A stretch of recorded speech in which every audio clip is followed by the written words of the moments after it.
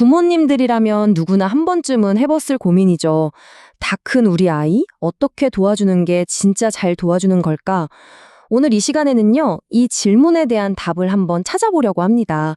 특히 자산가들이 실천한다는 좀 특별한 지혜를 통해서 말이죠. 자, 오늘 이야기는 이렇게 한번 풀어가 볼까 합니다. 먼저, 자식을 돕고 싶은 부모님의 따뜻한 마음이 때로는 예상치 못한 결과를 낳는 이유를 짚어보고요. 이어서 부자들은 어떻게 다르게 생각하는지 살펴보겠습니다.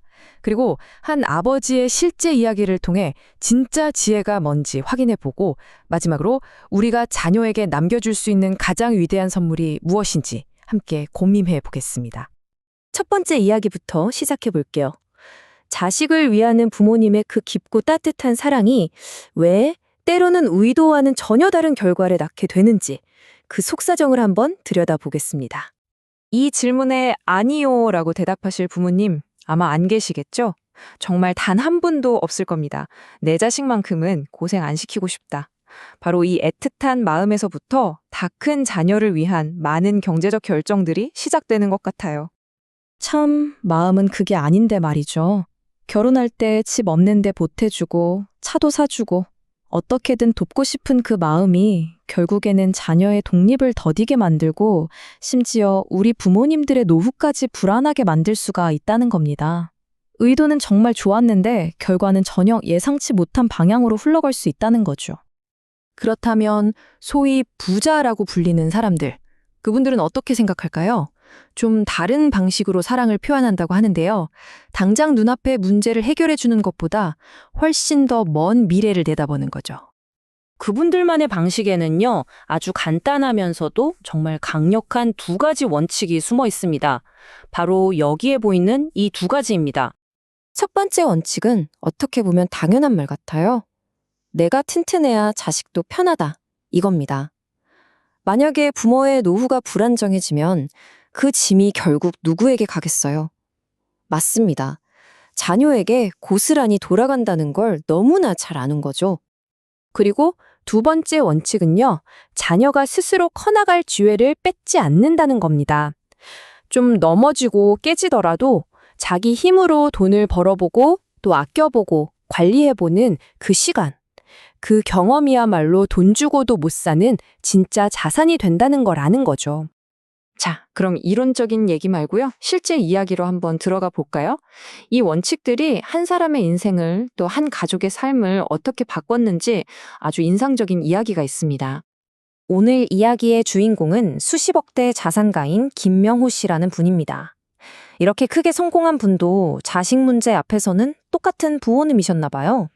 딸의 결혼을 앞두고 깊은 고민에 빠지게 됩니다. 주변에서는 다들 한마디씩 했겠죠. 아니, 돈도 많으면서 딸 결혼하는데 집 한 채 안 해주냐고요? 하지만 김명호 씨는 단호했습니다. 지금 당장 편하게 집을 사주는 게 오히려 아이들의 미래를 망치는 길이라고 굳게 믿었던 거예요. 독립할 기회를 빼앗는 거라고 생각한 거죠. 물론 그 딸 부부의 시작이 순탄하지만은 않았습니다. 작은 전셋집에서 시작했다고 해요. 하지만 바로 거기서부터 진짜 공부가 시작된 거죠. 둘이 머리를 맞대고 돈을 모으고 아껴 쓰면서 돈이 얼마나 소중한지, 어떻게 굴려야 하는지를 몸으로 직접 배운 겁니다. 그렇게 시간이 흘렀습니다. 그리고 결과는 정말 놀라웠죠. 딱 5년. 이 5년이라는 시간 만에 부부는 다른 누구의 도움도 없이 오직 자신들의 힘으로 내 집 마련의 꿈을 이뤄냈습니다. 대단하지 않나요? 나중에 딸이 아버지에게 이런 말을 했대요.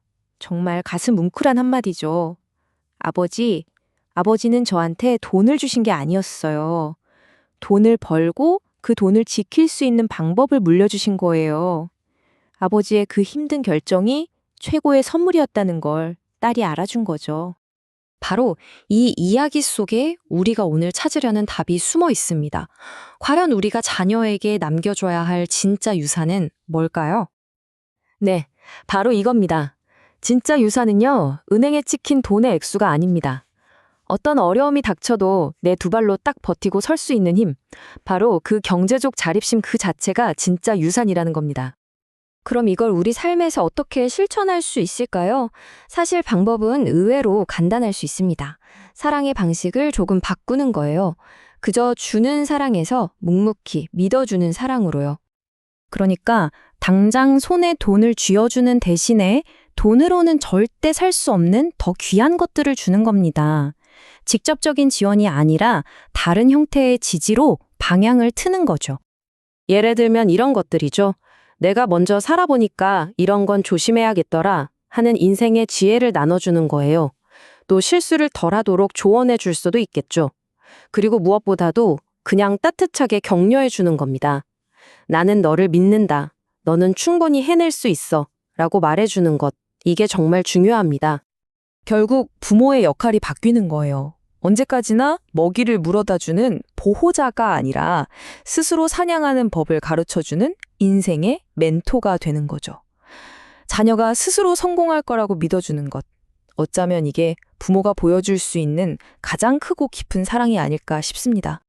자, 이제 마지막으로 여러분께 질문을 하나 드리고 싶습니다. 여러분은 자녀에게 무엇을 남겨주고 싶으신가요? 넘어지면 언제든 기댈 수 있는 푹신한 안전그물인가요?